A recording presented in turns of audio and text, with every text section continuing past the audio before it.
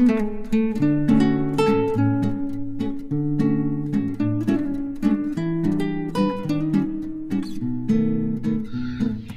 नमस्कार, मेरा नाम है डॉक्टर R.B. धमन। आज का विषय है 2027 से 2030 युद्ध के बाद का नया विश्व क्रम क्या होगा। शनि का मीन, मेष और वृष में गोचर मतलब पुराने ढांचे का अंत और नए युग की शुरुआत। मित्रों, आज हम किसी एक देश की नहीं बल्कि पूरी दुनिया के भविष्य की बात करने वाले हैं। 2022 से 2026 तक हमने युद्ध, तनाव, भय और अनिश्चितता देखी है, लेकिन सवाल यह है कि इसके बाद क्या दुनिया शांति की ओर जाएगी या एक नया कठोर विश्व क्रम बनेगा। आज मैं आपको बताऊंगा 2027 से 2030 का वह समय जो इतिहास में निर्णायक मोड़ के रूप में लिखा जाएगा। 2027 से 2030 क्यों निर्णायक रहेगा। ज्योतिष में कुछ वर्ष ऐसे होते हैं जो केवल घटनाएं नहीं लाते, युग परिवर्तन लाते हैं। शनि का संकेत क्या है। 2027 के आसपास शनि का गोचर पुरानी सत्ता, पुराने समझौते, पुराने झूठ सब टूटते हैं। जब शनि व्यवस्था बदलता है तो दुनिया मजबूरी में बदलती ही है। युद्ध के बाद का नया विश्व क्रम, नया वर्ल्ड ऑर्डर कैसा होगा। ये दुनिया ना तो अमेरिका के इशारे पर चलेगी और ना ही किसी एक महाशक्ति के। मल्टीपोलर वर्ल्ड, क्षेत्रीय शक्तियां मजबूत, संसाधन और अर्थव्यवस्था सबसे बड़ा हथियार। ये युद्ध जमीन का नहीं था, ये नियंत्रण का युद्ध था। 2022 से 2027 युद्ध का वास्तविक उद्देश्य, इस युद्ध का उद्देश्य केवल यूक्रेन नहीं था। Energy control, currency system, supply chains, power balance, और यही कारण है कि यह युद्ध जल्दी समाप्त नहीं हुआ।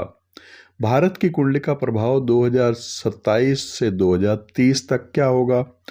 अब सबसे महत्वपूर्ण प्रश्न यह है कि भारत की भूमिका क्या होगी, भारत की विशेषता।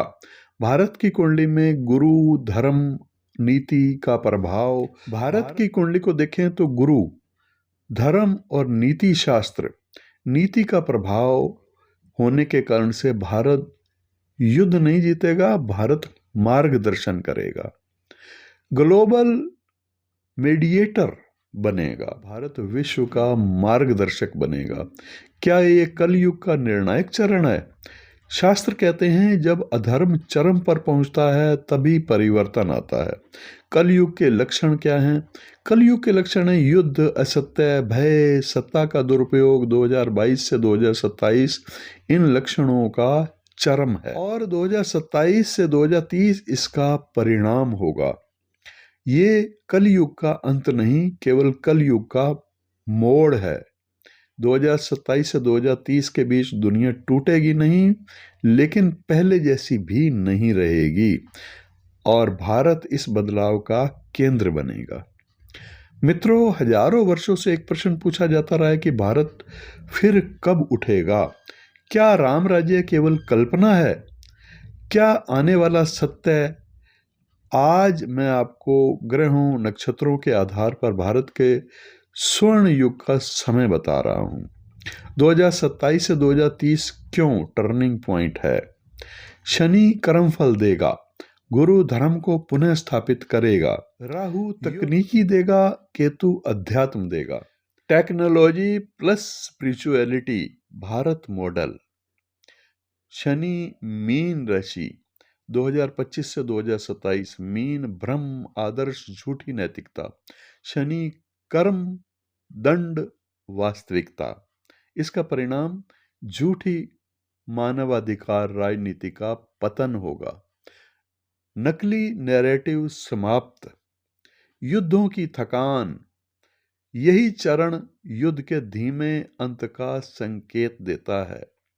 शनि मेष राशि में आ जाएंगे 2027 जून के।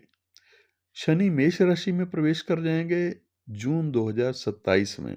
और 2029 तक रहेंगे। इसका प्रभाव मेष में शनि, नया आरंभ, साहस और नेतृत्व दोनों। शनि यहां कठोर निर्णय लेने वाला यानी निर्णायक होगा। परिणाम क्या होगा? नए राष्ट्र नेता उभरेंगे, पुराने सुपर पावर की पकड़ ढीली होगी, सैन्य पुनर्गठन, युद्ध के बाद का वास्तविक पुनर्निर्माण यहीं से शुरू होगा। शनि वृषभ राशि में 2030 के आसपास। वृषभ का मतलब धन, भूमि, संसाधन। शनि नियंत्रण। परिणाम क्या होगा इसका? नई अर्थव्यवस्था बनेगी, डिजिटल करेंसी का दौर जोरों पर होगा, एनर्जी सबसे बड़ा हथियार होगा। यही होगा न्यू वर्ल्ड ऑर्डर। 2027 से 2030 नया विश्व क्रम कैसे होगा? ज्योतिषीय संकेत बिल्कुल साफ हैं। एक ध्रुवीय दुनिया नहीं होगी, दो ध्रुवीय दुनिया भी नहीं होगी, बहुध्रुवीय मल्टीपोलर वर्ल्ड होगा।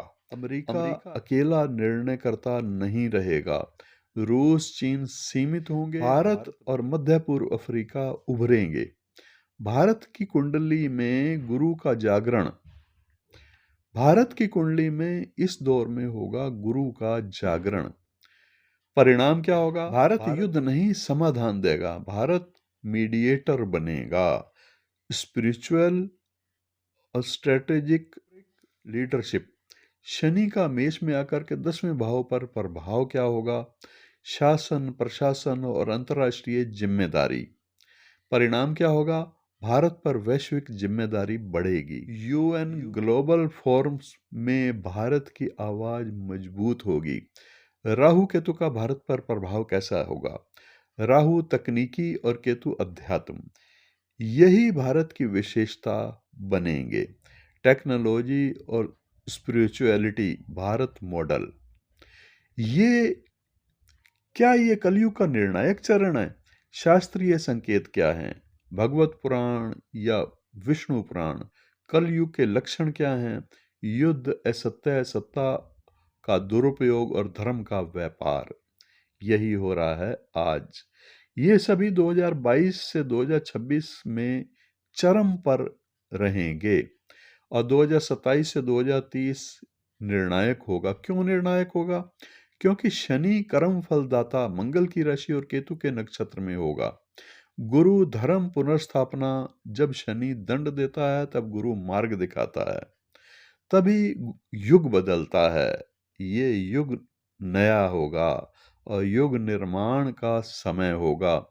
ये कलयुग का अंत नहीं, लेकिन कलयुग का टर्निंग पॉइंट अवश्य होगा।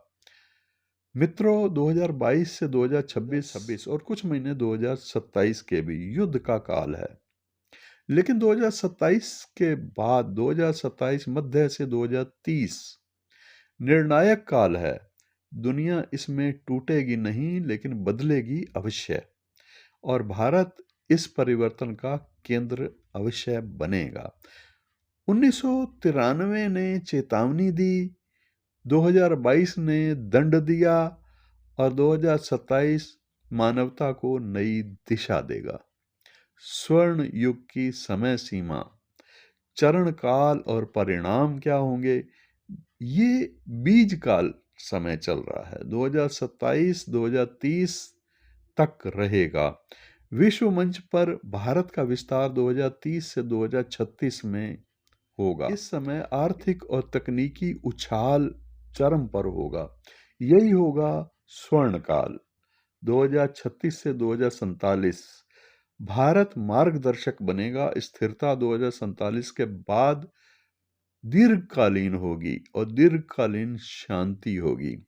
क्या ये समय राम राज्य जैसा होगा? राम राज्य का मतलब क्या है? राम राज्य महल और सिंहासन नहीं है, बल्कि न्याय और संतुलन और मर्यादा का नाम है। भ्रष्टाचार में इसमें गिरावट, धर्म पर आधारित नीति और युद्ध नहीं बल्कि समाधान। भारत का स्वर्ण युग अचानक नहीं आएगा, लेकिन अब रोका भी नहीं जा सकता। तो आज के वीडियो में आपने समझा कि भारत के स्वर्ण युग की भविष्यवाणी किस प्रकार से आगे ग्रह नक्षत्र बता रहे हैं। ज्योतिषीय और शास्त्रीय आधार पर इसका विश्लेषण मैंने किया है। ज्योतिषीय और शास्त्रीय आधार पर आज का ये विश्लेषण है। 2027 के बाद भारत विश्व गुरु बनने की राह पर चल निकलेगा और ये समय कल युग का निर्णायक चरण वाला समय है। दोस्तों, आज का वीडियो आपको कैसा लगा?